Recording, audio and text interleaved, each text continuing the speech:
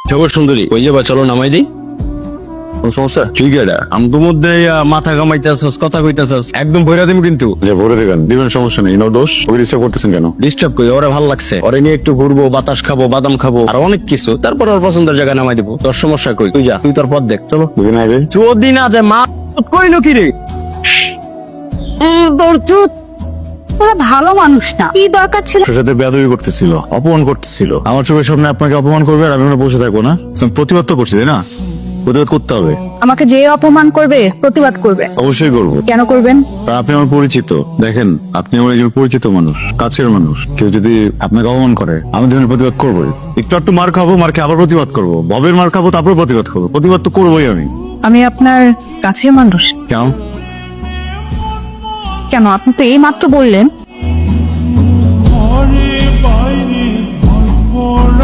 চোখের সামনে একটা লোক প্রেমিক হয়ে গেল আর আমি বিরিয়ানি পেলাম না, এটা কোনো কথা? পুরো একদম বাঙালির মতো একটা কথা বললেন, বুঝছেন? ইঁদুর যেমন রুটির একটা টুকরো দেখলেই হয়েছে, গর্ত থেকে লাফ দিয়ে যে রুটি নিতে হবে, সেরকম বাঙালির একটা ওকেশন পাইলেই হয়েছে, খাওয়া খাওয়া খাওয়া। কেন ভাই? তাই বলে খাওয়াবেন না?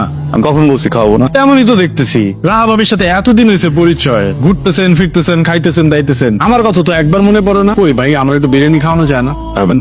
কবে খাওয়াবেন বলেন? না খাওয়ালে কিন্তু বসকে বলে দিব। ব্ল্যাকমেল করার প্রয়োজন নেই, ঠিক আছে? খাওয়াবো, এবার খাওয়াবোই। আমার মাকে বললেই হয়ে যাবে। আম্মা প্রত্যেক মাসে একবার করে গরিব খাওয়াই, বুঝছেন? আমি আপনার কথাটা বলবো।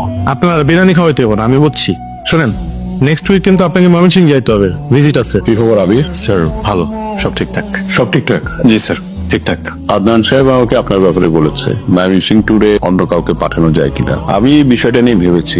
Thank you sir. আপনি যাচ্ছেন, আপনি তো ইয়াং ব্লাড, এখনই ফাঁকি দেওয়া শুরু করেছেন। ঠিক মতো কাজ করবেন তো? আপনি অ্যাকাউন্টস ডিপার্টমেন্ট থেকে চেক নিবেন, জি, ওদের গুডস এর কোয়ালিটি চেক করবেন। ওদের এর আগে শিপমেন্টে বেশ কিছু ইস্যু ছিল, সেগুলো দেখতে হবে, ঠিক আছে? এই যে আপনাকে আমি ফাইলটা দিচ্ছি, এর মধ্যে সবকিছু আছে। Thank you sir.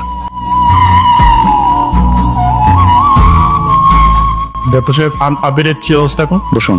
মাথায় মারাত্মক আঘাত পেয়েছে, 48 ঘন্টা উনি অবজারভেশনে থাকবেন, এখনই কিছু বলা যাচ্ছে না। প্লিজ একটু খেয়াল করবেন প্লিজ। আমরা আছি। পাখিতে নম্বরটিতে এই মুহূর্তে সংযোগ দেওয়া সম্ভব হচ্ছে না। এটা কি আবিরের বাসা? হ্যাঁ, 4তলায় থাকে। ও আচ্ছা, ওরা কি আছে? না, 1 সপ্তাহ হলো দেশে বেড়ে গেছে। কবে আসবে ঠিক জানেন? এটা বলতে পারবো না। আদনান ভাইয়া বলছেন? ভাইয়া, আমি আসলে আবিরের ইনফরমেশন চাচ্ছিলাম। আবির নাকি দেশের বাহিরে ভাইয়া। আবির তো আসলে রোডে করেছে, সো ট্রিটমেন্টটা আসলে দেশে পসিবল হচ্ছিল না, তাই আন্টি ওকে নিয়ে দেশের বাইরে গিয়েছে বেটার ট্রিটমেন্টের জন্য।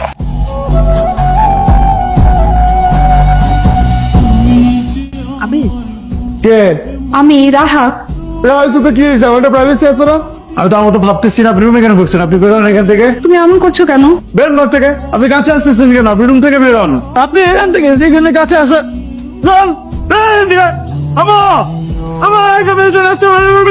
যাচ্ছে না, আমাকে প্রাইভেসি দিতেছে না, এখানে রুমে চলে আসছে, আমার বিছানা উঠে যাচ্ছে। আমাকে ডিস্টার্ব করতেছে অনেক বেশি, আমি যেতে বসে যাচ্ছে না কেন? এখনো যাচ্ছে না কেন? এখানে দেখা যাচ্ছে কেন? যেতে বলো। যাচ্ছে যাবে এক্ষুনি যাবে।